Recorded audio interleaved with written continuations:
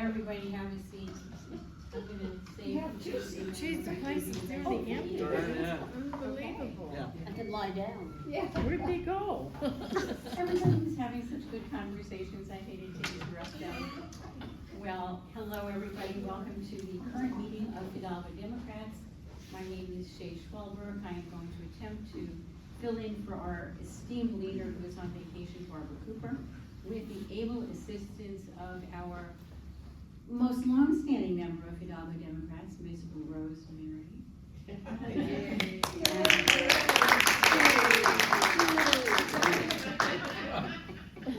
with the perennial favorite cookie maker, Rita. Yay! Yes. Thank you. And with our very own events coordinator, Vanna Sarah.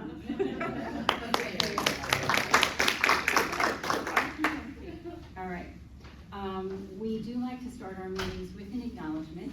We, the Hidalgo Democrats, acknowledge that we gather on indigenous land, the traditional territory of the Coast Salish people, specifically the Samish and Swinomish people, and pay our respects to elders past, present, and future.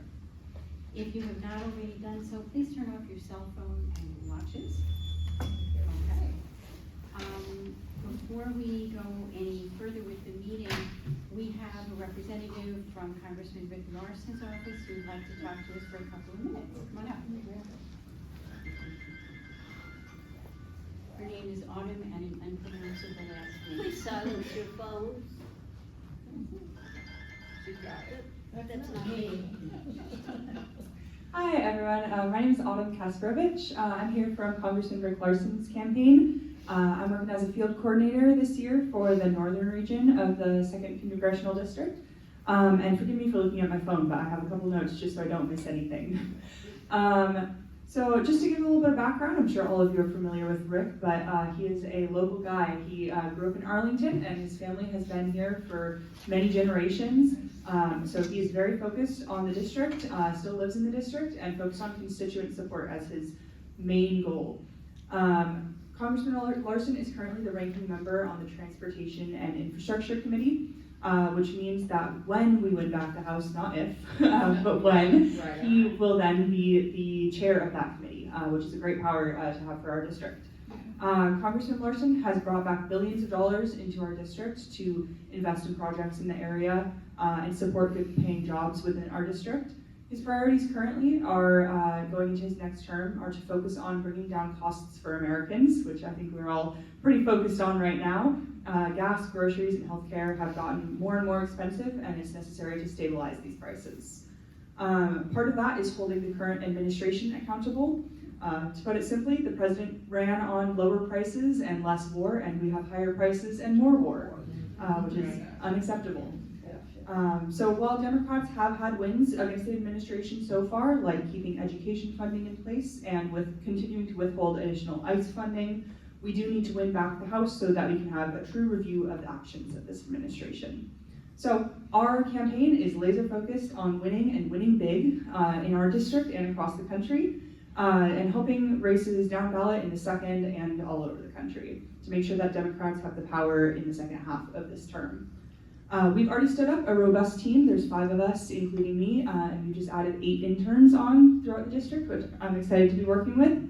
We've knocked almost 3,000 doors since April, focusing mostly on communities where Democrats have historically not been super engaged. We're talking to a lot of low information voters, voters who are in the middle of the aisle, who we don't have a lot of contact with or information about usually. We also have a robust slate of endorsements with over 80 current and former elected officials from across the 2nd, robust labor endorsements, and the support of a broad range of critical advocacy organizations. And we are thrilled to have earned the endorsement of every Democratic Party organization that has held their endorsement meeting so far. That includes the Snohomish and Skagit County Democrats, as well as legislative districts 10, 21, and 32. So we're hard at work this campaign cycle, and we'll be hosting our official launch week coming up next week, June 14th through the 20th. We have different events all over the district. There'll be one in Mount Vernon on Monday, June 15th, and we would love to see you all there. I have a QR code and RSVP links if anyone's interested in joining. If anyone's from the islands, we also have events on Friday Harbor and Orcas Island coming up. Yeah, we would love it if you could join us. All of these events are free to attend. There's no donation requirement, and Rick will be there, so it's a great opportunity to meet your congressman if you haven't yet. And if you're not able to make it to any of those, I would love to have you volunteer. If any of you are PCOs, you've probably gotten a call from me already, but we are out door knocking every weekend and weekdays as well. Would love your help out there talking to voters or making calls if that's more your thing. But I will be around, so please come find me after the meeting if you are interested in helping out in any way. Thank you.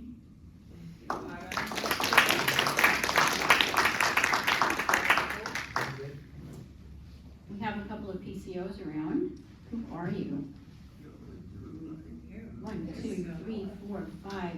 Malik, raise your hand. 6. All right, kudos to the PCOs. Seriously. Is there anybody else here who's elected to anything? Okay, because if you were, we'd like to acknowledge you. I hope you all signed in the back of the room, and hope you wrote your email address legibly, because we'd like to add you to our mailing list. If you do need to leave the meeting early or at the end of the meeting, please use either this door or that door. The main door to the library is locked. The bathrooms are outside in the lobby if you need. We are taping this meeting, and it will be on our YouTube channel, as most of our meetings are. We like to remind everybody that Fidalgo Democrats is an education association. We are nonpartisan. We are not a PAC. We don't endorse. We don't give money to candidates. We do, however, encourage you to do so as individuals, but we can't do that as an organization. The primary election, who knows when it is? Spit out a date. August 4th. All right, Good you job. win. It's August 4th. Who knows what's on the ballot? Everything. So there are a few important races. I do hope everybody is aware of them, and educate yourself about the candidates. There are stark differences between the candidates this year. So we've got folks like County Commissioner who will not be on our ballot because we are in District 1 of the county. The race this year is District 2. You won't get to see that until the general election. Please pay attention. When? The county commissioner race is partisan, and all partisan elections will be in the primary. Cool. Thank you. I did not think that that was gonna be on our ballot. Thank you very much. I stand corrected, literally. Okay, well, that's. I'm sorry. So while there is a primary, it's indeed only in that district. So Yeah. that's correct. Yeah, okay, so we are not going to see it. Yeah. I didn't think so. Okay, so, but there are 2 candidates there, and I really encourage people to learn about them, very significant differences between them. Also the county auditor, the county treasurer, lots of other county audit offices, and of course, some of our 10th and 40th legislative district representatives are running primaries as well. We will pass the hat during the meeting, and if you're so inclined to put a few shekels in, that's lovely. We like to support local organizations. We've given money to the Anacortes Family Center. We hold a brick dinner at the Presbyterian Church, and so we try to give back to the locals.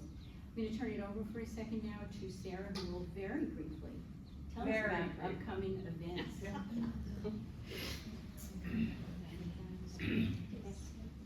So we have a few Anacortes Stands Up activities coming, and we will be with the Democrats in the 2 parades that are coming up. We'll be talking more about the Pride Parade, but Anacortes Stands Up and the Fidalgo Democrats and the Skagit County Democrats will all be marching, or walking, or dancing, or something. And then this week we will have a rally tomorrow at 3 o'clock, our usual time, and then Sunday we will have our usual noon rally, and that is June 14th, which, as you probably all know, is a big day. There is a national concert being streamed, patriotic songs, anti-Trump people doing doing that, and we're trying to put together a watch party, but I haven't found a venue for sure yet. So, if you're on the Anacortes Stands Up email list, you'll hear about it, and then Rita usually sends out announcements when we have relevant stuff that Fidelity Democrats might want to know about. Okay. Hey, Sarah, Yes. great job on the protest last week. I noticed both sides of Safeway, the payments were full. Great job, thank you. Totally normal, That's 147 very people. Yeah. Tomorrow they'll be in the usual place, which is 12th and Commercial, Okay. 3 o'clock. And it's not gonna be so cold. It's all right, show up. Yeah, Tom is. The wind is supposed to kill them. Just a couple of other very quick mentions, and if you said it and I missed it, Sarah, I apologize. 4th of July, there'll be a parade. We'd love to have people walking with us.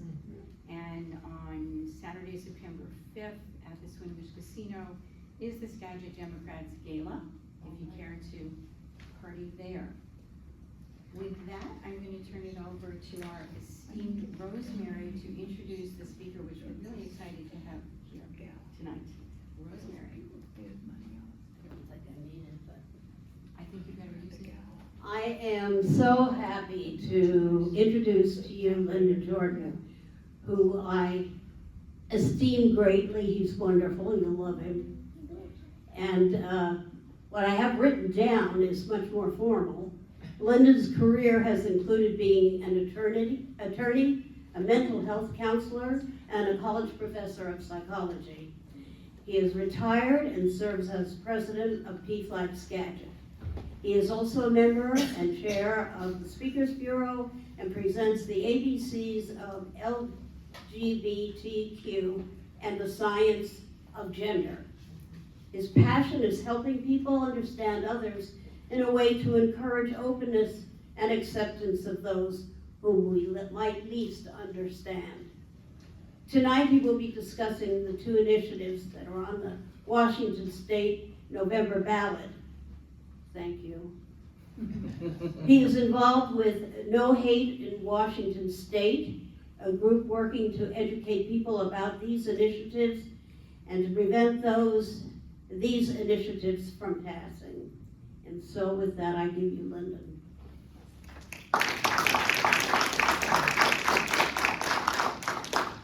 Thank you, and it's always an honor to be introduced by Rosemary because Rosemary is one of my all-time favorite people. Okay. Mutual here. Hi, everybody. I'm here in my capacity with PFLAG Skagit. And I wanted to ask, how many of you have seen my presentation on the science of gender? Yeah, I thought quite a few of you look familiar to me. So anyway, that's great because we'll be talking a little bit about that. Would you have given those talks? When would I? Where would you have done that? Here. Okay. Yeah. I think I've done it a couple times here, maybe. And I was torn tonight. I was thinking about whether to do it tonight or not, but I really think focusing on the initiatives is going to allow me to talk some about what I talk about when I talk about gender. And also, I just want I want this to be an opportunity for people to ask questions, make comments. Yes, I don't need to stand up here and lecture. That's not really what I'm going to do. But I was at Stanwood Camino Pride last weekend and was continually surprised and concerned that very few people really know about these initiatives at all. They don't know these initiatives are going to be on the ballot. And I get that because we're months out from November. And yet, it's really important to get the word out about this. It's going to take a lot of educating regarding these initiatives. And this is round 2 for these initiatives. We've seen them before, 2 years ago. Brian Haywood, in all his wisdom and with all his money, decided to take a run at putting into our state law what he refers to as the Parents' Bill of Rights. And I've read the initiative very carefully. I've also read our state law on this topic, and know that a great deal of what Brian is talking about with these initiatives is already covered by state law. Particularly when we're talking about, I get the numbers mixed up, even I get the numbers mixed up, because they changed the way you talk about these initiatives. With an IL in front of it, have you noticed this? The initiatives now, it's IL 26-001 and IL 26-638. Brand new numbering, brand new lettering. What the IL stands for is an initiative to the legislature. There's nothing magic about this. It's just, I think the legislature thought it was clear. I'm not sure that's true. How many of you have actually read the initiatives? There's no shame in this. I can't imagine you would have. Good for you. Okay, cool. And the truth is, I would not recommend it. It's not clarifying in any way. And really, I'm going to give you a good summary of what is trying to be accomplished here, particularly the one that's called the Parents' Bill of Rights. There's a lot of words and a lot of sentences, and a lot of them don't make sense. Both of these initiatives are very poorly written, and just between you and me, both of these initiatives are unconstitutional in the state of Washington. So we might ask ourselves, why bother? If they're unconstitutional, it's going to end up in litigation. Well, that's true. But I am personally offended at these initiatives. And I was talking to a lot of people in Stanwood last weekend, and what people kept saying is, hey, not in Washington State. No. No, we know this is elsewhere, but it's offensive to have Haywood, who didn't live here. He's from California, and he moved up here to get a better tax rate. And just a case of poor timing, because it just so happens we just passed the millionaire's tax law. And poor Brian, here he is with his $8 to $25 million somewhere in there, and he's moved to the wrong state again.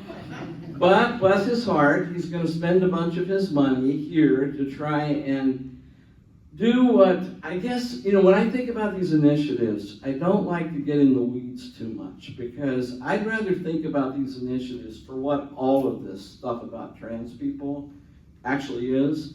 It's all scapegoating. All of this is nothing more than scapegoating.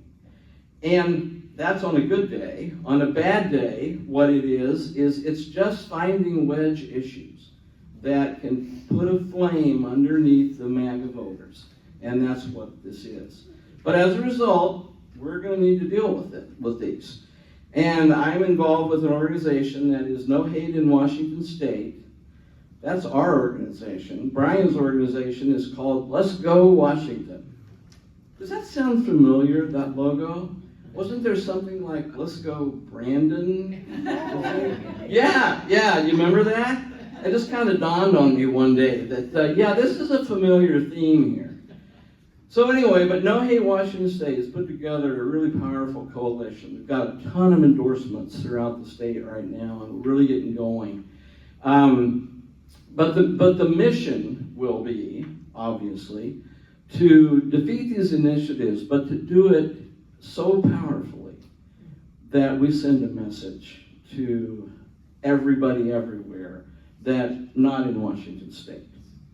So I can make it simple. I can do this talk in probably 3 or 4 sentences. You can look at what you want to with the initiatives. You can listen to some speeches if you'd like. Bottom line is no. Got it. Okay. That's really it, and it wouldn't take you long to figure this out. But I will tell you that with friends and family, you're going to find out that there's a lot of confusion about what these initiatives say. And it all depends on whose message you're listening to. I have you here, so right now you're listening to my message. And I want to go over a little bit of what the goals of these initiatives are. And the first one is 001, and this is called the Parents' Bill of Rights. You can read all this stuff, and it's the same as is in the RCW Legal Code. A lot of these rights parents already have. But when you cut to the chase, what Haywood is trying to get us to enact is a law that will allow parents to have access to all of the mental health records that take place between school counselors, school social workers, school nurses, and teachers about conversations that they have with kids. And someone will say to you, and believe me, it's hard to argue to people who really have in their minds that it's a parent's right to know everything that goes on about their kids at school. And I am totally sympathetic to that. I think having parents involved in what's going on in their students' lives is critically important. Volunteer at school, have conversations with your kids. But not all parents are the same. And I'm kind of biased towards a group of kids that are really struggling right now. And that's our queer kids. It's our kids who identify as trans, as intersex, and as non-binary. These kids are dealing with the kind of abuse right now that most of us would wilt in the face of. Every message to our kids right now, our trans kids, is that you're worthless, you're the devil, you're ruining everything for your country. And the message I'm most concerned about is you're not safe. And these kids aren't safe right now. And I do a lot of trainings, I do a lot of talking for school personnel. I was just at the ESD office over here last Friday doing a talk on the science of gender for a group of kind of para-trainers that are working in all the schools. And these are folks that literally are student focused. That's all they do is have conversations with kids and work with kids. And I was talking to them about some of the things that we know about gender, because everybody is kind of in this mode on the other team of where gender is really simple. You're either XX or you're XY chromosomes. And those of you who've been to my talks know that it is way more complicated than that. And that kids aren't taught this in school. They're not taught enough information about any of their own personal biology. And as a result, adults don't know very much about it either. It's kind of shocking to me when I do this talk about how little adults actually know about their own biology, let alone thinking about what we're talking about with trans kids. But these kids, when they talk to someone, it's usually at school. And I can't tell school counselors and school social workers enough how much we appreciate them and how much the work they do saves lives. In talking to a number of school counselors, some of these school counselors have caseloads of 170 kids. Yeah, because we don't have very many school counselors. And we've cut funding and we've lost a bunch. So really, these kids are losing their really valued resources in the schools. And that's problematic. That's very problematic. Again, the kids that are talking to school counselors, about 60% of them identify within the queer community. And what kinds of problems are these kids dealing with? They're dealing with depression, with anxiety, with substance abuse, suicidal ideation. And these counselors are working with these kids to basically give them a reason to live. And one of the big issues, particularly when you're talking about gender identity, is who to tell, And a lot of these kids just want somebody to talk to about what's going on in their lives, their own identity issues, their friends, their relationships, and their parents. And how do we deal with parents? So this one initiative that is the 001 is literally the whole basic thing is about giving parents access to those mental health records. And that's what we're fighting.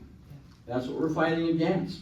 And the idea being that yes, in a perfect world with perfect parents, when you knew that parents would be willing to listen to their kids, would provide them with homes and food and all the things that they need, that would be one thing. But we're dealing with a lot of kids who, when they go home to mom and dad and say, I'm thinking about my gender, the reaction is that. Yeah. And you know, I don't know, I can speak probably from just listening to a lot of people's stories. I think a lot of kids don't tell their parents out of a fear of that reaction, because they don't know how they're going to react. Yeah. Don't parents see that in their own kid, that they're not Yeah, they're in denial. denial? Well, you know, And they want their kids to be perfect, so they don't have to worry about it. It's awful. you know, I like it that you said it that way, Rosemary, because I think there are a lot of parents. This is the compassionate side of me. I think there are a lot of parents who just don't want to worry about their kids. I talk to a ton of parents that when kids come out to them as trans, one of the first thing a parent will say to me is, I'm worried about my child. Well, small wonder. Small wonder. You have every reason on earth to be worried about your child. So a lot of these kids aren't going to tell even probably understanding parents, not initially. They need a sounding board. And they have a sounding board in their friends, but they also know that that's not good enough. They want to find a trusted adult, and that's who the people in schools get them. I was stunned to talk to a group of school nurses who were talking about the fact that, oh yeah, we get a lot of kids coming out to us. Because how do kids manifest worry and anxiety? They get headaches. They're sick at their stomach. They need to go to the nurse's office. And nurses who will start saying, hey, can you tell me kind of what's going on in your life? And before you know it, they've poured out their story to the nurses. And these kids have to be safe when they do that. And all over the country right now, there are all these same kinds of, not just initiatives, but laws that are requiring teachers, nurses, social workers, if a kid says anything to you about having concerns about gender identity, you have to call the parents. Don't the kids come, they realize what's negative at home, so they go to these people, authorities at the schools Yes. for confidence. Yes. And they need to know they can talk to someone that isn't gonna judge them, Exactly. Yeah. Exactly. unfortunately. Well, exactly. Now, what's the fear? Why do you think parents are worried about this? Because they'll be judged too. They'll be judged too, Yeah, why is your son like that? Or Yeah. social status. or social status, okay? Any other thoughts about why parents are worried? You want grandchildren. I'm glad you mentioned grandparents, because, you know, I also talk to a lot of grandparent groups. You would be stunned at how many of the kids are coming out to grandparents. Trusted older people. Yeah. Yeah. It's pretty remarkable. But you know, another thing with parents and the concerns that parents have is that they don't trust school counselors, and they don't trust school nurses, and they don't trust teachers. Why? Because there's been a lot of misinformation put out there about the fact that kids are being encouraged to be trans or encouraged to be gay by school officials. I mean, I thought Yeah. it'd be peer pressure. well, you would think, wouldn't you? I would think peer pressure. Well, but my favorite story that circulated is the number of, especially school nurses, that are helping kids have medical transitions at school. Really? Have you heard this? No. This was a real kicker, I'll tell you. Yeah, the story was put out. This was in newspapers. The story was put out that little kids were going to school in the morning at elementary school, one thing, girl, and coming home as a little boy. Or they go to school as a little boy and they come home as a little girl. I loved this. One of the school nurses, when I was saying this, she raised her hand and she said, good grief. She said, I can't even give them a child's dose of Tylenol, let alone be castrating little boys when they come to school. However, the seed of that story is one that I think does a great disservice in terms of information that parents get. And that is, you can't trust school officials. That's a dilemma. That's a real dilemma. And it's one of the reasons that I think we find ourselves in this situation where you're doing this cost-benefit analysis. Yeah, I would rather have a whole host of parents who are really involved with their kids. They have deep, meaningful conversations with their kids. Their kids can trust them. They know that nothing bad would happen to them no matter what they told them. That would be great, but that's not the situation you're in. And when you're dealing with our kids are at high risk. They're high-risk kids to begin with. When kids are dealing with questions about gender identity, when they're dealing with questions about sexual orientation, these kids know that what they're talking about is not something that is accepted in our culture. And therefore, there's a lot of fear around talking about it to people that they respect and love. I mean, it's one of the things I always love about stories about grandparents. It's like, I gave a talk at the Rotary Club, and everybody was my age, and they're all talking about grandparents. And I had said something like, I'm here to tell you what to do when your grandkid comes home and says to you, I'm non-binary. And they're looking at me like this. What the hell's that, right? Is that a disease or what? But it's like, no, non-binary is, you may hear kids talk about this. It's a feeling that says, I don't know whether I'm a boy or a girl. I'm somewhere in between. What do you say as a grandparent if your grandchild says that to you? Anybody? What do you say? I love you. Yeah. I love you. Isn't that amazing? There's nothing better than that. I love you and I want to hear about it. Wow, I want to hear about it. There's nothing you could say to me that would ever cause me to change how I feel about you. Huh. So tell me, what is that like for you? And then shut up. No advice. Just listen. Eye to eye, listen to that kid. And then the third thing is, I love you. how can I help? After you already said, Sarah said, we do that first. That's it. Yeah, you say it again. We can say it as much as we want. And then third, how can I help?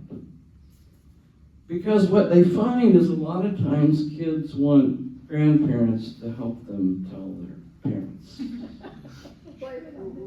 Exactly. Yeah, exactly.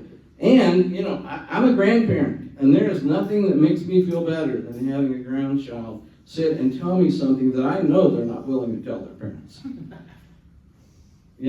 That's who you are to these kids. So trusted adults, and you're going to hear this from people who are in favor of this initiative. This is one of the things people are going to say.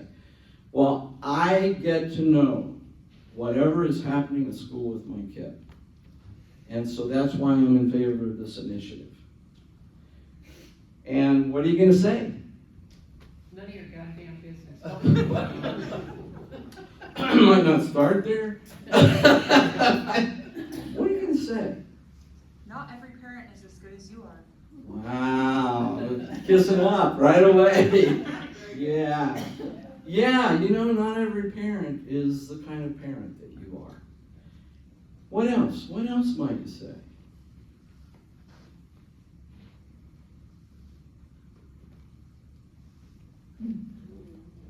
Because that parent is thinking that all the kids are just like their kids. And not all the kids are just like their kids. If you can imagine, most of us don't have a lot of experience with trans kids. This is all new territory for a lot of folks. They just call the girl a tomboy. Exactly. She's just a tomboy, and she's going to grow right out of this. Yeah.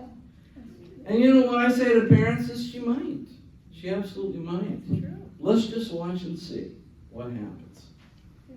And Don't that's, push it either way. Don't push it either way.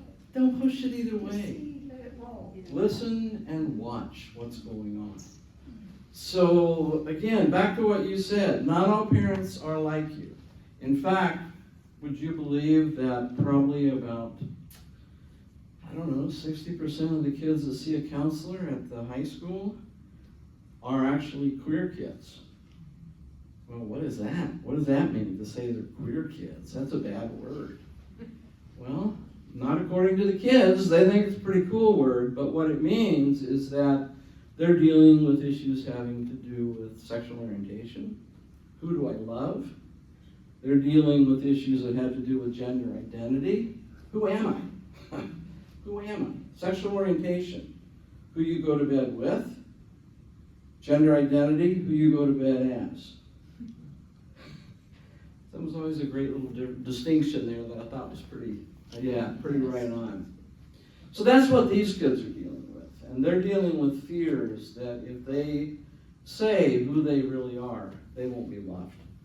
They won't be loved, and they'll be couch surfing. Like, for example, in Mount Vernon, Oasis Teen Shelter over there, kids that come and stay there because they don't have a place to live, a place to go home to. 60% of those kids are queer kids. 60%, yeah. Homeless kids, national average says about 41% of those kids are queer kids. But right now, there's a ton of homeless kids out there because of the laws across the country. We can't even get numbers on it at this juncture. Yeah. I might be naive about this, and I don't have grandkids or kids, but it seems so predominant nowadays. Mm-hmm. I went through school, high school and all that, and I Never heard of it. know. Tomboy, I was a tomboy because I like to climb trees and Yeah. do all that Yeah. other stuff. I didn't like dolls. Yeah. But I'm a girl. But yeah, it's so predominant nowadays. Is it possibly a fad? Because I've seen people, kids in Mount Vernon, mostly girls that I'm not sure which way they are. Mm-hmm. I don't know. Mm-hmm. And you wonder if they're doing that kind of as if you're that way, like me, I'll be like that. Okay. You are definitely stating what you're going to hear in regards to this initiative when you talk to people about that. Is this just a fad? Yeah, Are kids just kind of copycatting each other? Yeah. Right? That kind of thing. Yeah. Yeah. Peer pressure. Yeah. There were fads, kids way back when that did it, but this is something else. This is something else. This is something else. Rosemary? I'll tell you the moment that changed me. I was in the middle of my class, and I taught theater arts, so naturally I had an assortment of kids that didn't fit in. This boy came running into my class, and he was almost in tears. He was like 15, 16. He said, "Could I please stay here?" And I kind of looked at him, I was shocked, and he said, "There's a bunch of football players, they're gonna beat me up." Well, he was, I think I would have judged that maybe he was gay. I don't make those decisions. And I said, "Sure, of course you can stay, I'll send you back to, it wasn't in my class, that period. I said, I'll come here anytime and I'll write you past the class. But at that moment, I realized how tough these kids have it. Yeah. Trying to figure out who they are. Yeah. Any kid, a straight kid has it tough. Teenage years are tough. Yeah. But a gay kid, it's really hard. And a trans kid, Yeah, and I didn't even know about that then. I never heard of that until recently. Oh, that was- So, I mean, I Oh. feel like I was really ignorant. oh yeah, I mean, when you talk about what's a well-kept secret, Oh, yeah. I mean, kids through the years have always known that there are certain things you don't talk about and you don't tell others about. Now, one of the things that has happened culturally over the last, I would say, 3 decades, probably, is there has become more of the ability to talk about issues like homosexuality and being trans. And that opening has given people the opportunity to think about that. And it's interesting because if you ask somebody who's trans, do you think you were swayed by that? And it's like, no, it's hard to explain. You know, I'm gonna tell you a personal story because I think this may at least lead us in a direction. I grew up in a little town in West Virginia. This is 1952 is when I was born, okay? And knew from the age of 4 that I wasn't what was on my birth certificate. My birth certificate was girl. And at the age of 4, I knew full well that I wasn't a girl. I was a boy. I mean, everybody called me a tomboy because I was definitely a tomboy. But that was, it didn't fit how I felt. Which kind of takes you to the place of asking, well, what is gender? What does that even mean when you talk about feeling? Like, for example, I've tried my hardest to try and get people who are cisgender, meaning that their sense of gender matches their sexual anatomy, to try and understand what it's like to be trans. I have finally given up. I have finally given up because it is an experience that if you haven't lived it, you can't know what it is. And when you talk about the fad part of things, my response to that is say, yeah, some kids may do it as a fad, but when somebody really settles down to saying, no, this is who I am, there are no awards given out for being trans. You don't win any prizes by saying to your other kids at school that I'm trans. That's when the bullies come out. And that's when trying to make you feel bad and small. And just to finish that story, I mean, I lived 63 years of my life performing as a woman, I like to say. I went through college. I got a master's degree in psychology, during which time I spent a ton of time studying gender, trying to figure out what is this thing that I cannot make myself fit into, that I've lived 63 years as a woman. And when I retired, I didn't play golf. I didn't travel or go on cruises. I transitioned at the age of 63.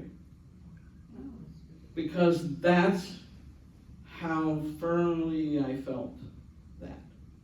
And at 63, I've decided, I don't know how many years I have left, but I would just like to try living as who I am for some period of that time. To be myself. So I have a question about that. So go ahead. Of course I have a question. physically you were a male, mentally you were a female, or did you have both organs or both sexes? This is good, go for it, I love this. Well, because I know somebody that had both. They Yes. had a penis and they had a womb. Absolutely true, they're called And I knew her intersex. personally in Yes. Charleston, South Carolina. Yes. She was born in London by a famous family, a very famous family, and she had to leave London and come to Charleston. She came as a man, but Mhm. she'd always been a man, but Mhm. I keep calling her she. Here we go, And then pronouns. next time I saw her, she had sold everything in this big mansion of a house and opened up a shop in Charleston. Oh, good, that's So, great, great. She opened up Oh, good. an antique shop. Yeah. And my mother and I went to go visit her, Mhm. and because we heard that she had opened up a store, and she had gone to North Carolina and had surgery. Yep. The surgery was to remove the penis Mhm. and to open up her vagina so she could actually get pregnant, but she had all the organs that were just there, Mhm. not accessible. Not So she acceptable. took us in the back room and showed us her baby. Now, is that mind blowing or what? I got goosebumps again right now. I get them with you, Yeah, I get them with you. we witnessed the whole thing, and she said, the day I was born, they looked at me and said, well, what are we gonna call it? What are we gonna, And the doctor said, well, how about calling it a boy? how about that? There you go. And the only problem with calling it a boy was that it hadn't had a chance to make a vote yet. It was a girl. That's great, Judy, because you just make my point beautifully about what is this thing called gender. It sometimes is not the same as your sexual anatomy. Mhm. And in the presentation that I do about the science of gender, I talk a lot about what happens in utero and development. Between 6 weeks and 14 weeks in utero, the sexual anatomy of a baby is formed. Everything done. Whatever it's going to be, that's what it's going to be. And there are a ton of factors that influence what that sexual anatomy is going to look like. And part of that, in terms of a factor, can result with a baby that is internally one kind of sexual anatomy and externally the other sexual anatomy. And many various parts. You can have someone who is female on the outside and has testicles on the inside. We're not cookie cutter And, you know, creations. And I've heard people really criticize people that have had surgery. Yes, They don't have a clue what they're talking about. they do not. No, they don't. No, they don't. Because They what, think that they changed their sex, and they didn't. They had both sexes.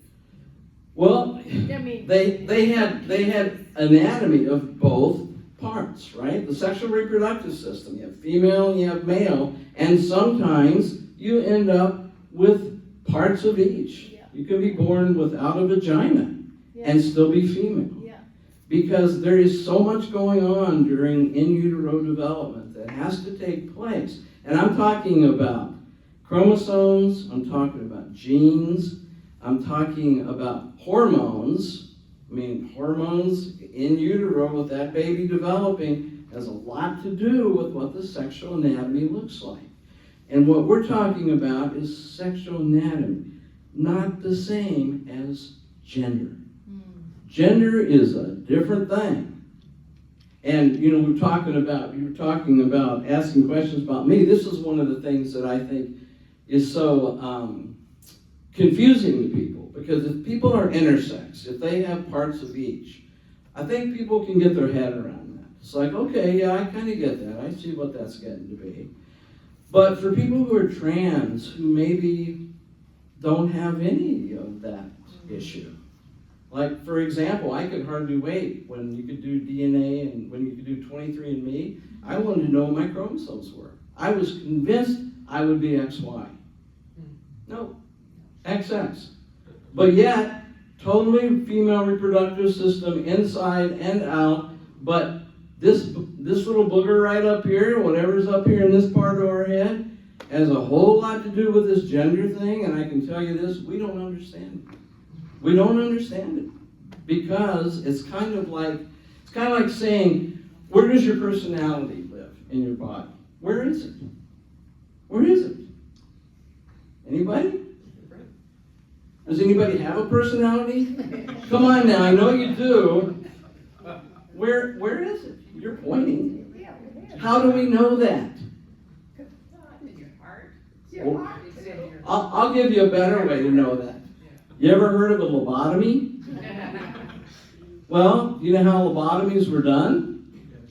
Yeah, ice pick, right up under the eyelid, go right into the frontal lobe of the brain. You see that? Yeah. That's what happened. It took 15 minutes to do them. Isn't medical science a wonder?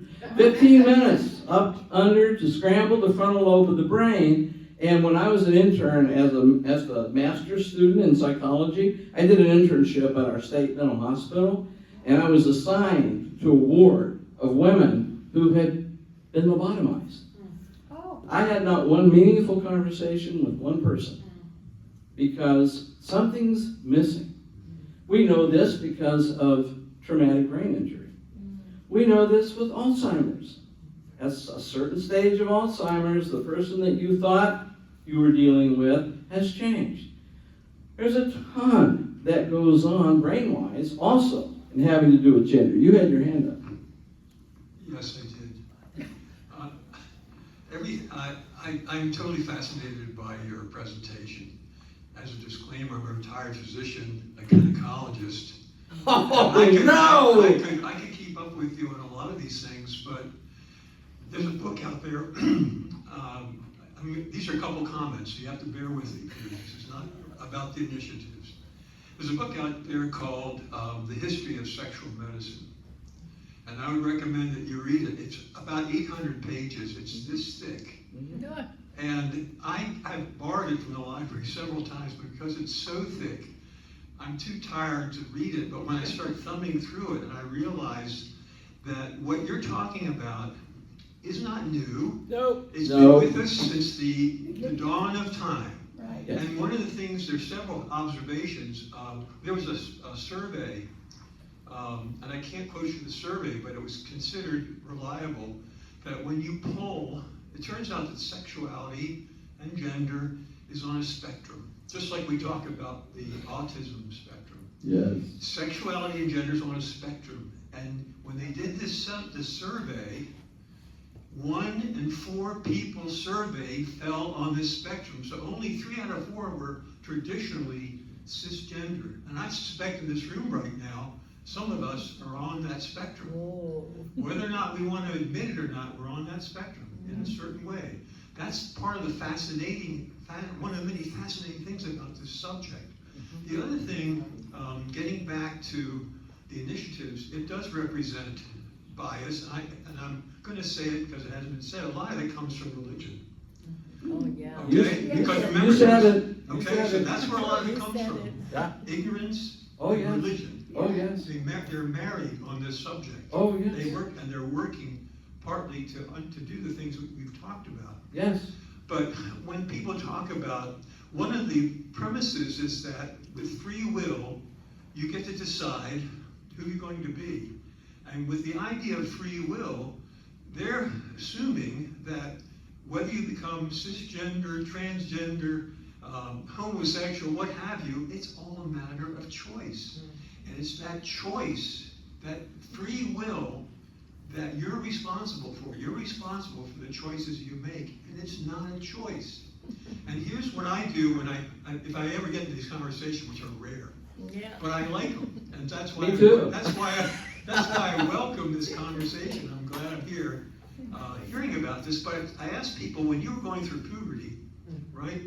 Okay, your body's starting to change in interesting ways, compared to what you were when you were a child.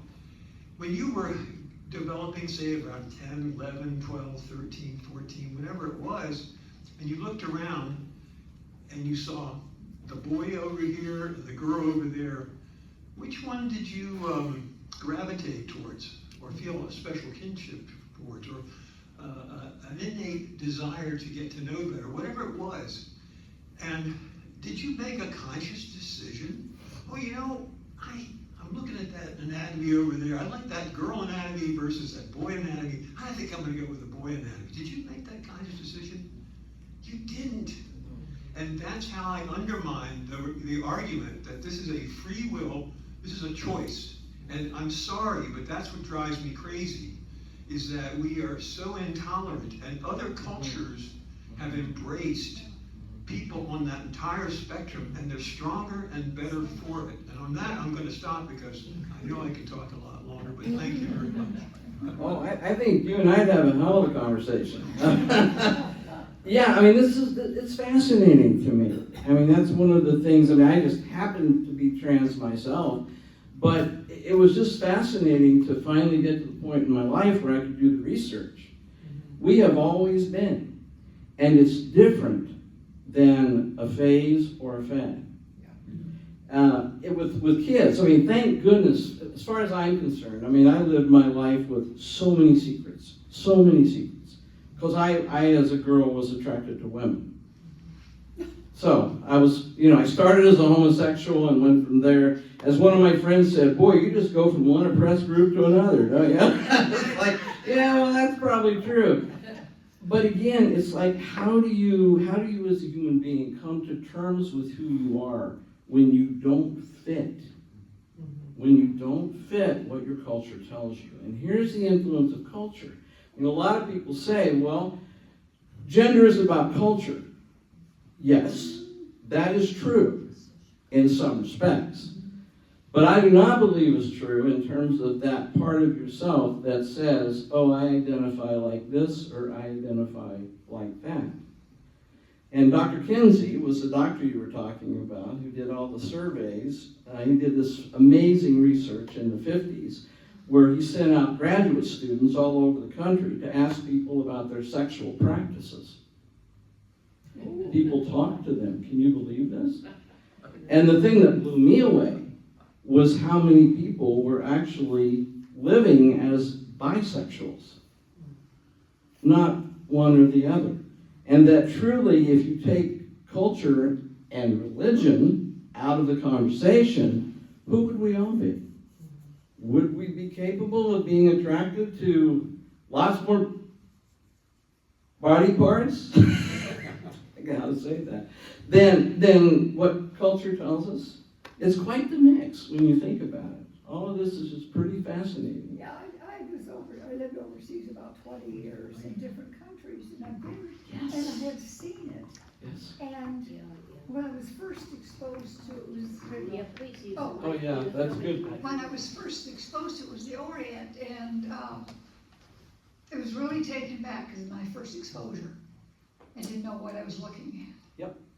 And my husband said, "Oh," but anyway, but I learned in Europe mostly. It's kind of accepted. They're not shunned, and they don't seem to flaunt it as the young. I'll be blunt. They don't flaunt it like the kids nowadays do. I mean, just around here and stuff I've seen, like I've said, Mount or whatever, and I'm thinking, but over there, no, they don't. They're not. They're more culturally. Are you talking about adults or kids? Kids. Uh-huh. Kids and young Uh-huh. adults. Uh-huh.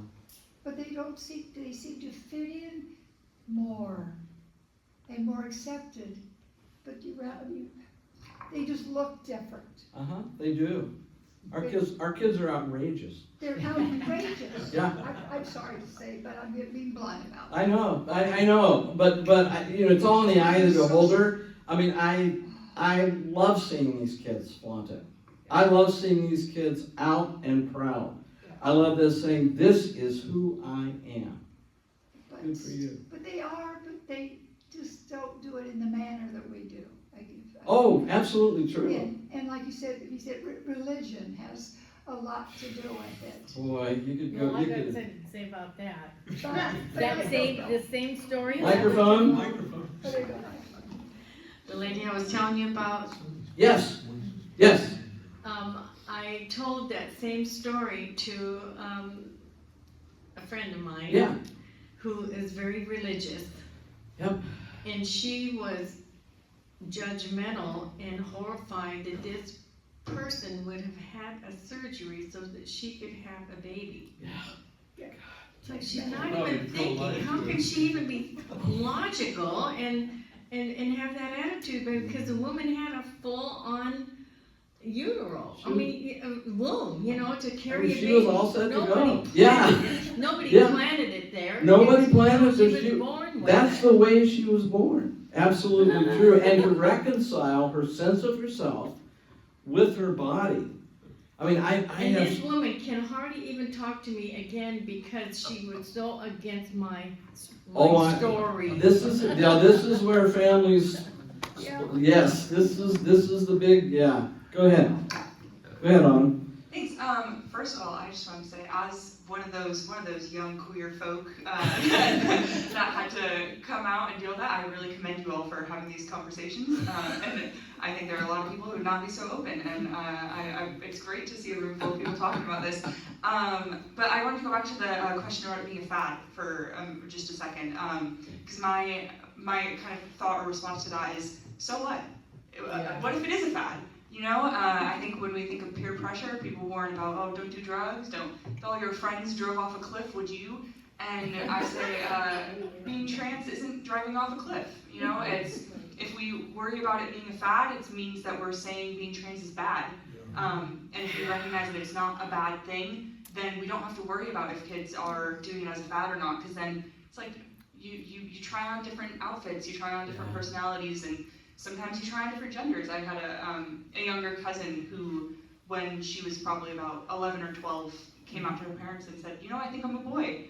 I think I'm going to start dressing as a boy, and I'd like you to call me he. They were very supportive, and we were all very supportive. And then a couple of years later, she came back and said, actually, no, I don't think so. Yeah. I think I'm a girl, and I think I changed my mind. And I think especially when you're a teenager or a young adolescent, those interventions are very non-permanent, and oftentimes it's just trying on something new. So I say, well, so what if it is a fad? And it is the definition of adolescence. Very same thing. I mean, psychologist Dr. Erickson, who did the psychosocial stages of development across adulthood and childhood, named adolescence as the stage of identity. And that's what it is, which is why you get adolescents going all across the map. And it's like, let them be. You know, it's better than worrying about them killing themselves because they feel like they don't have a choice other than that. Yes, I'm going to go. Oh, Mike first. Oh. Okay. Rita, are you the runner? Sure. Okay, got it. Thank you. When I was in graduate school in anthropology, I got a doctorate in anthropology.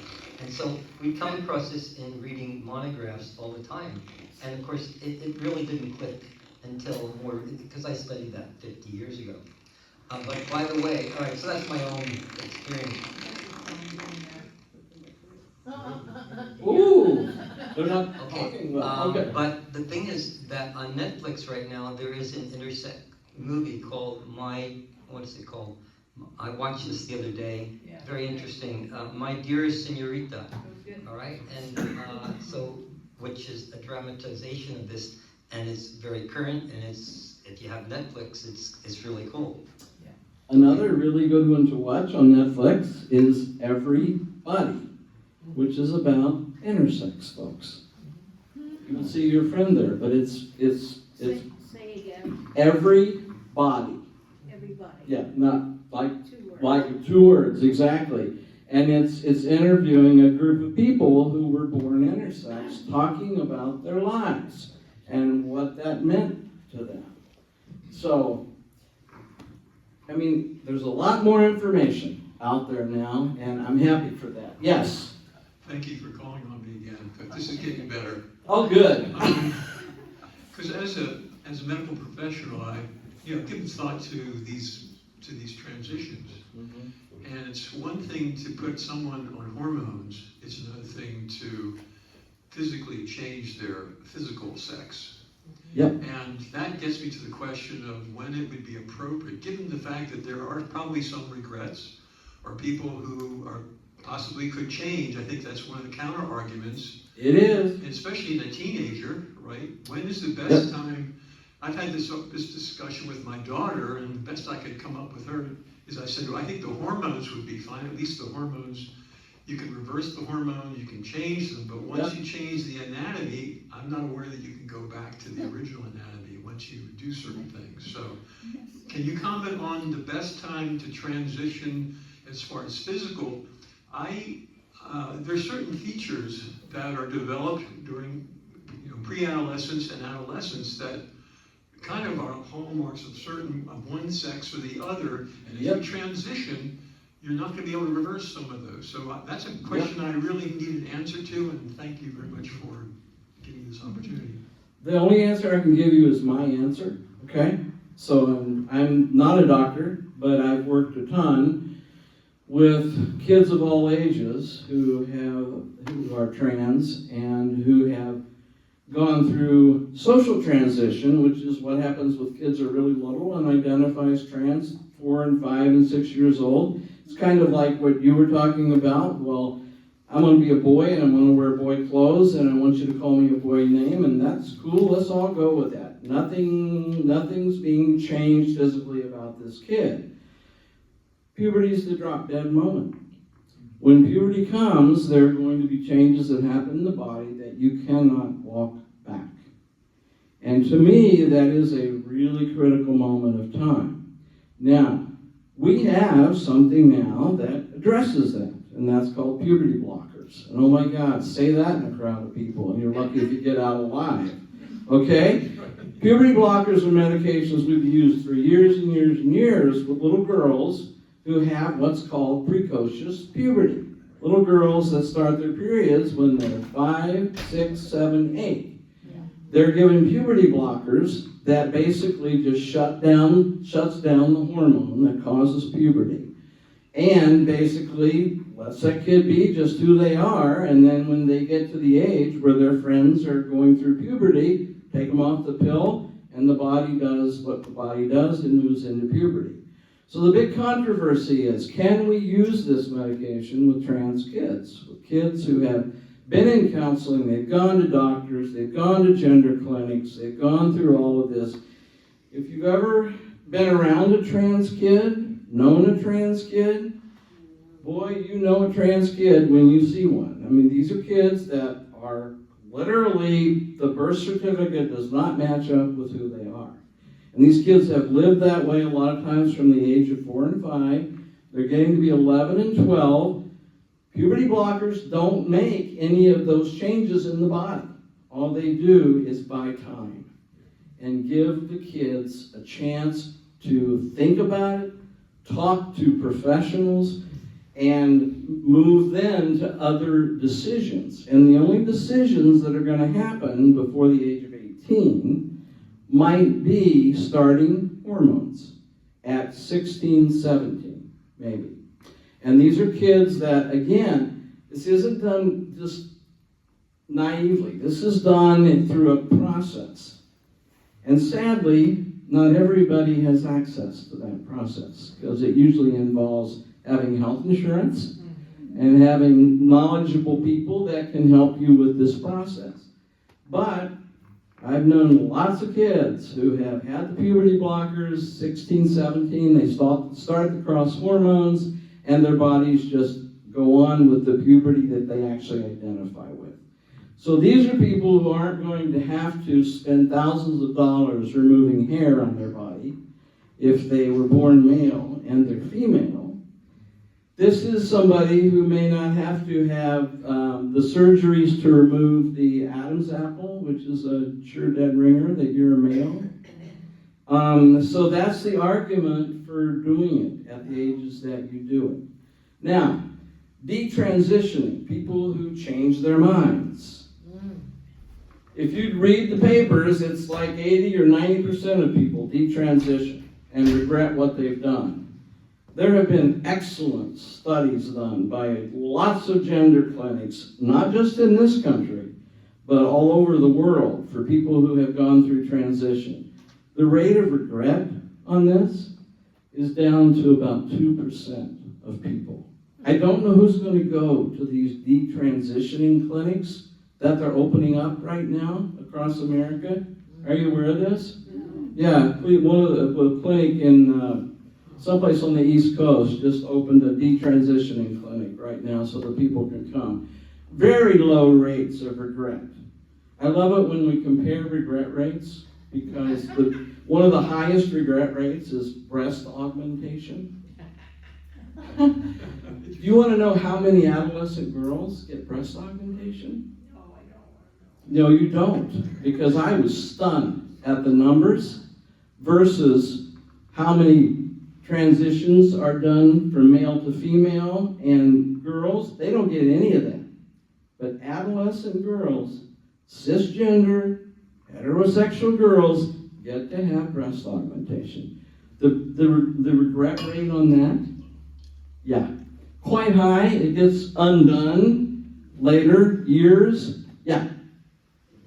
Can you comment on the Trump administration's efforts to take funding away from gender clinics and hospitals that provide such services? Can't hear you. Can you comment on the Trump administration's policies and efforts to defund gender clinics, and locally here in Washington State, the Seattle area, Spokane, what's happened to access to trans youth? Yeah, it's astonishing to me that with an executive order that does not have the essence of law, and all of these hospitals that have provided so much life-saving, gender-affirming care shut the doors. And you know, I get it, like a children's hospital in Seattle, let's use them for example. I mean, I get the position. I'm pissed at him. I'm pissed that a government would do this and make a hospital have to make these kinds of choices. Because literally, Children's Hospital, they save thousands of kids' lives every year. And a lot of it requires that grant money that comes from the federal government. I was really angry that they just capitulated, just kind of rolled over. It's like, well, why don't you just hang in there for a while and see what's going to happen? But they didn't, and to this day, I still don't know if Seattle Children's is offering gender-affirming care or not. I hear on the down low that they are, but it's really hard to get access to it unless you have doctor-to-doctors talking to get it. So I think it's unconscionable.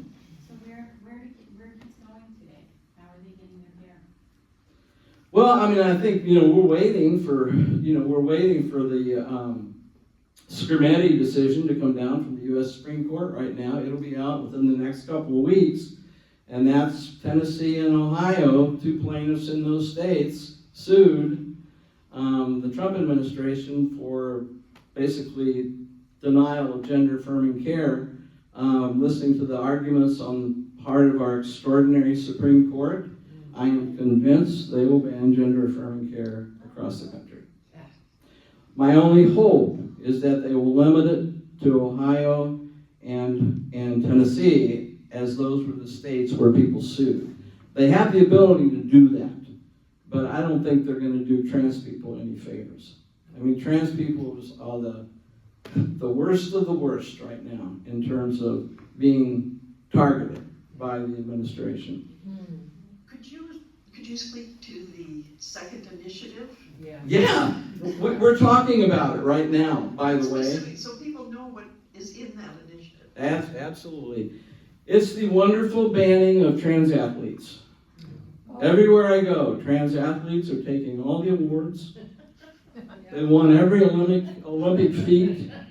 But the reason I say we're talking about it now is because this is the perfect introduction to talking about trans athletes. And that is that defining sex is not simple. Defining gender is even more complicated. And I do want to just read you a couple of things from the initiative that talks about trans athletes. Because, you know, if it weren't so tragic, it would be funny. It would actually be pretty funny at how ignorant these people are that write these initiatives. But all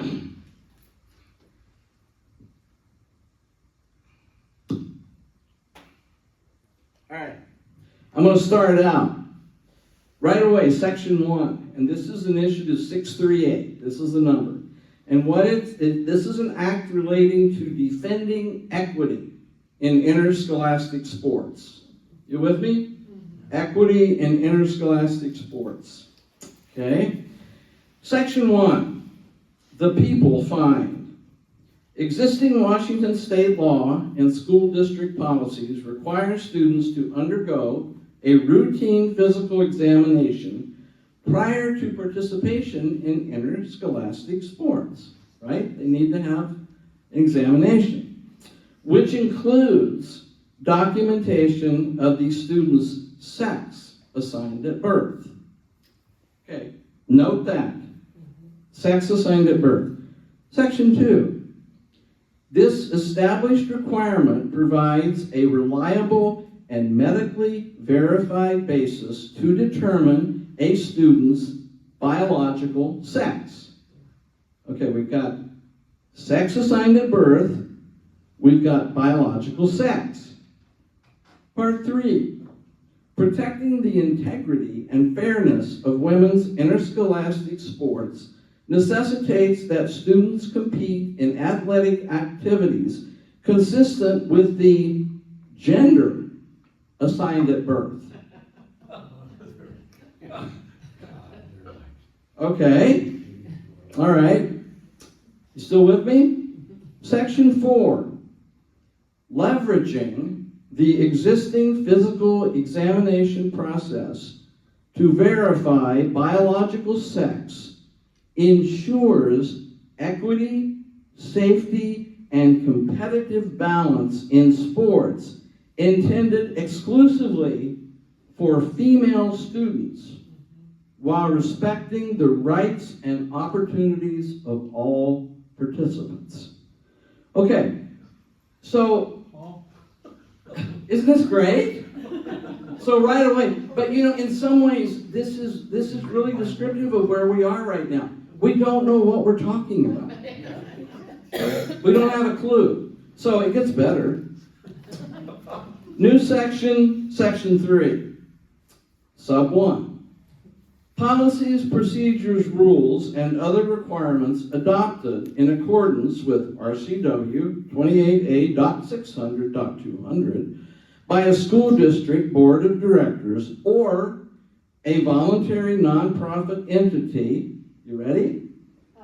Must prohibit biologically male students from competing with and against female students in athletic activities with separate classifications for male and female students if the athletic activity is A, intended for female students only, 2, an individual or team competition activity.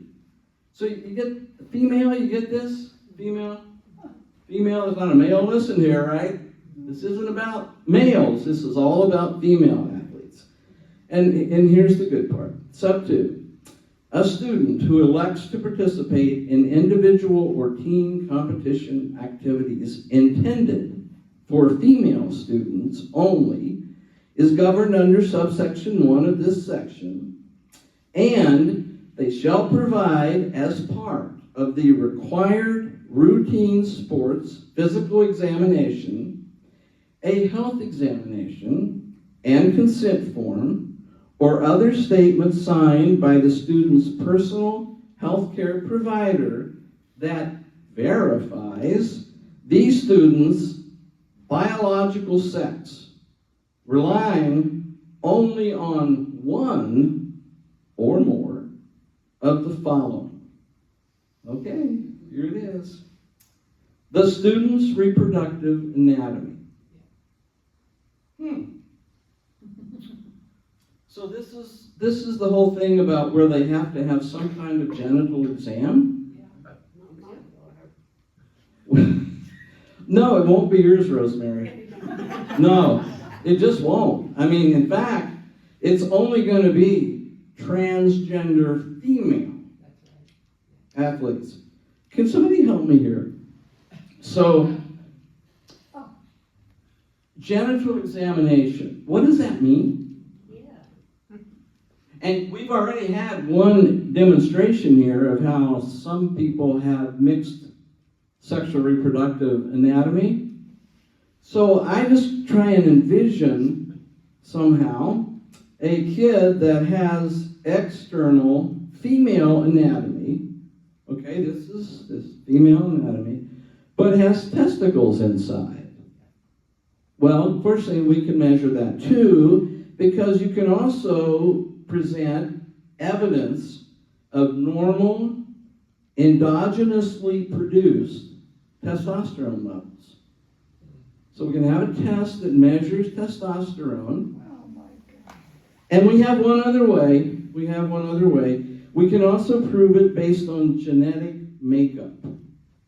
Now what they mean by that, because I don't have a clue what they're talking about in a lot of this stuff. Is this in high school? Middle school, high school. Yeah, if kids want to participate with intercollegiate sports, girls, trans girls, now, you can't just have trans girls do this. That's discrimination. Bold, on its face. So all these little cisgender girls that want to play sports are going to have to do the same thing.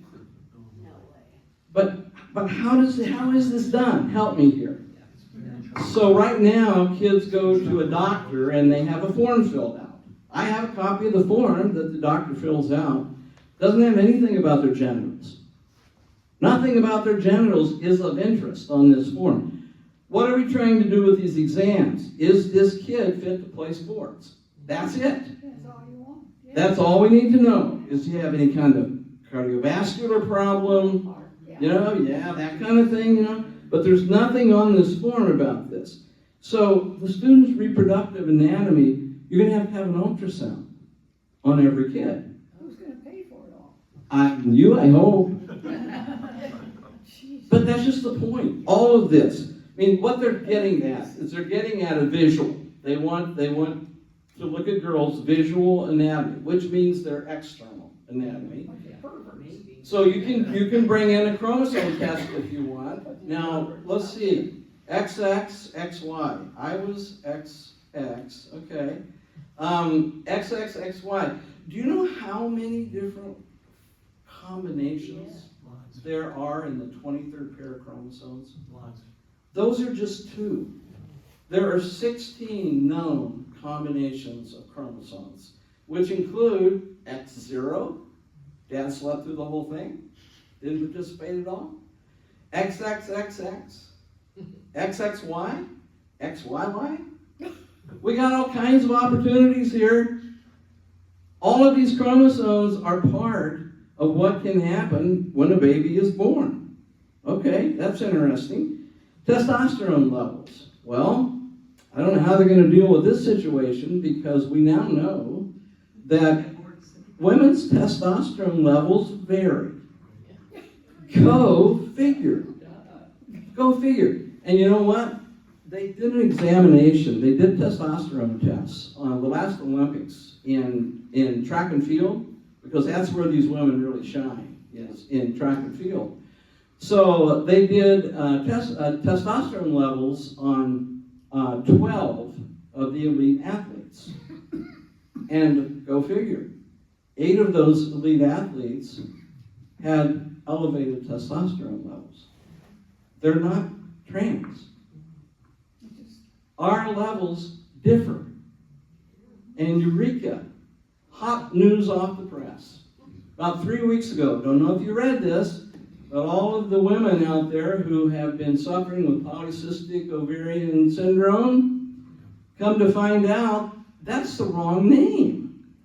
It's polyendo blah blah metabolism syndrome. Because it never was about the cysts in the ovaries. It was always about the production of insulin. Higher levels of insulin also creates higher levels of testosterone. So the women were naturally have higher levels of testosterone. Guess what? If they get pregnant, that higher level of testosterone crosses the placental barrier. What does that mean? That means if that is a girl fetus in there, she is going to be primed to produce elevated levels of testosterone. Now, I hope I'm not going to give you a test on any of this about, how much of this you've gotten, but I think we can all maybe agree together that this is really complicated stuff, Doc. I totally agree with what you said. Gosh, I'm blown away by the fact that you are so knowledgeable in this area, and the fact that you're not clonable at this point. People like you need to be out in the community. Have you gone to some churches lately? Oh my God, yes. Oh my God. Yes. I've done my talk. I've probably done my talk 1,000 times on the science of gender. And every time I give it, an audience like you says, why doesn't everybody know this? Because nobody wants to know this. This puts, it's not easy. I mean, that's like the Trump administration. I mean, what are they? They're black, they're white. It's black or it's white. What's religion? It's black or it's white. If you get into the gray and any of this stuff, people get uncomfortable. Because then they have to expand their thoughts. They get in that place of cognitive dissonance, and they say, I know this, but I really hate trans people, and now I know this. Now what am I going to do? Yeah, we're in a bind. So yeah, I wish everybody knew this. A lot of scientists do, but they don't talk that much about it either. It's out there. I mean, if I know it, it's capable anybody could know it. I had a lot of personal investment in learning all of this. I really wanted to understand this. And then when I started volunteering in PFLAG, it was the perfect place because there are a lot of folks in PFLAG that benefited from this information, especially parents. Yeah. This is a great conversation, thank you. And since we have the experts here in the room, which is not always available, I'm trying to look at this from an engineering point of view, if you would. And going back to production, would you care to comment, how does that happen? Why do we get this, what do you call it? I hate to say deformed, if you will, or... atypical. If you can comment on that, I would appreciate it. I mean, but you're talking about the high testosterone and chromosomes and what have you. So, is there a practice that we should be looking after during conception that will prevent a lot of this, or part of it? No, I'm sorry to say. And I can say it in 3 words. Nature loves diversity. What I'm talking about is true in every species. This afternoon, I found myself reading a whole thing about slugs. I hate slugs. They just ate all the new plants that I put in my garden. And I take it personally. But slugs are going to outlive all of us. Slugs are hermaphrodites. They're both male and female. They can get themselves pregnant. Let that rattle around your head just a little bit.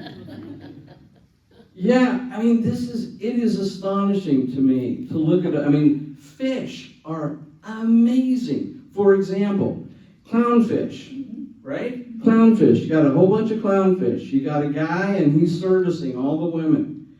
And the guy gets eaten by a shark. And the guy's gone, there's no guy. So there are no dating apps for clownfish. So everybody just kind of swims around, checks everything out, and then suddenly they go, well, what are we going to do? And one of the female clownfish is that maybe a little bit dykish, you know, says, I could be the guy, and that fish will change colors and develop a male reproductive system. No.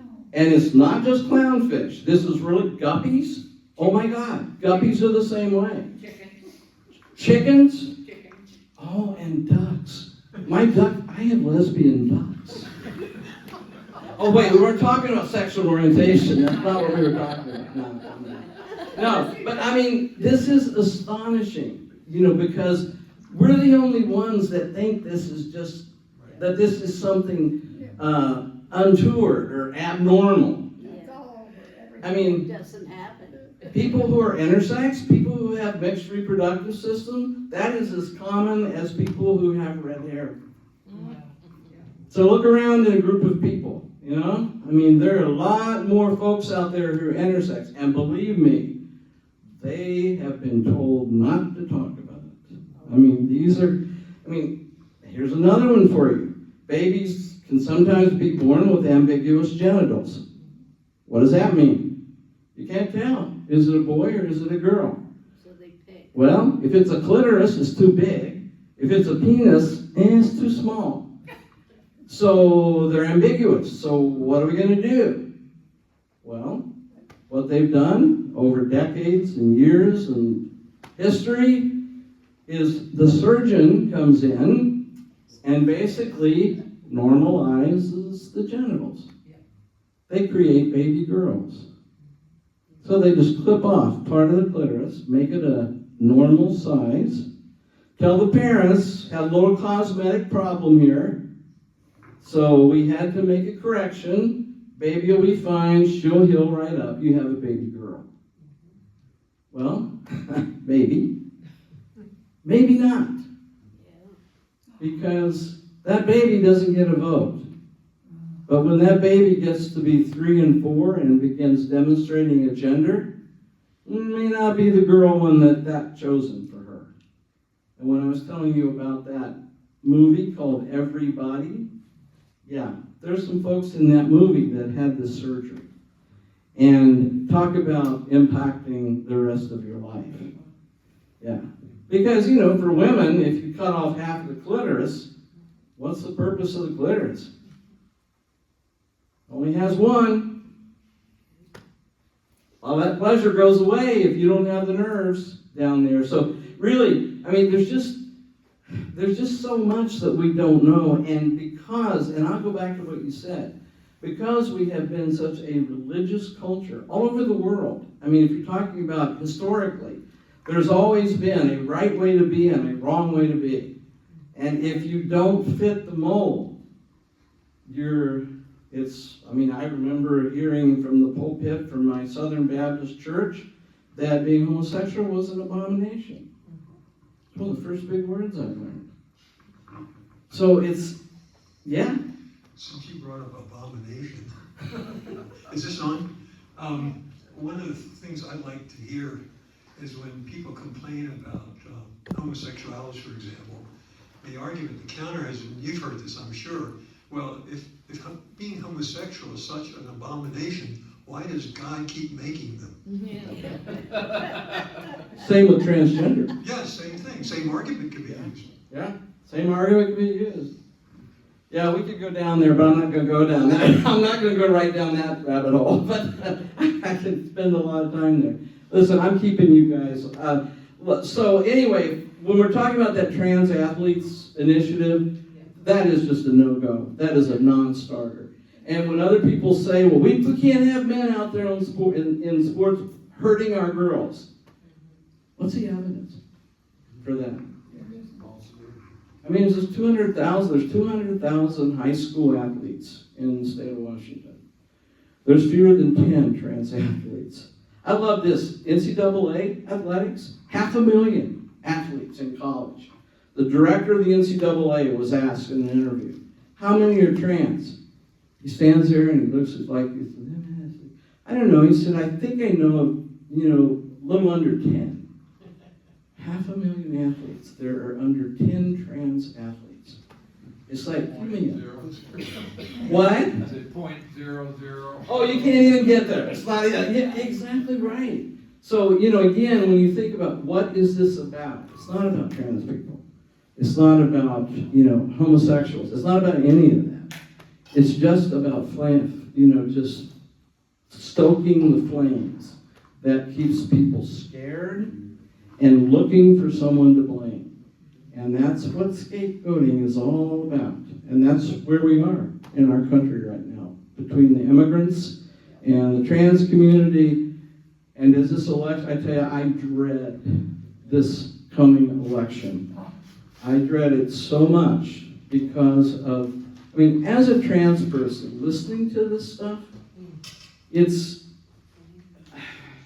beyond demeaning, it's beyond upsetting. It just is like, and it almost feels like an alien invasion. What happened to my country? Well, they got people that don't know anything. Exactly. They're See that on the November ballot? What's that? We're going to see those on the November Yes. ballot? These will, In here. these will, yes, right here, throughout the state of Washington. This is all across Washington. And I will tell you that the signatures that Hayworth got to put on there, almost all of them came from Eastern Washington. The population density is on Western Washington. It's on our side. And when you look out, there are like 5 million registered voters in the state of Washington. I was reading today. And that the density, obviously, is right here where we are. So people have got to vote. We've got to get them. I'm done with having conversations with people that don't agree with me, by the way. My only conversation with people is people that I know will vote the way I want them to vote, and you've got to vote.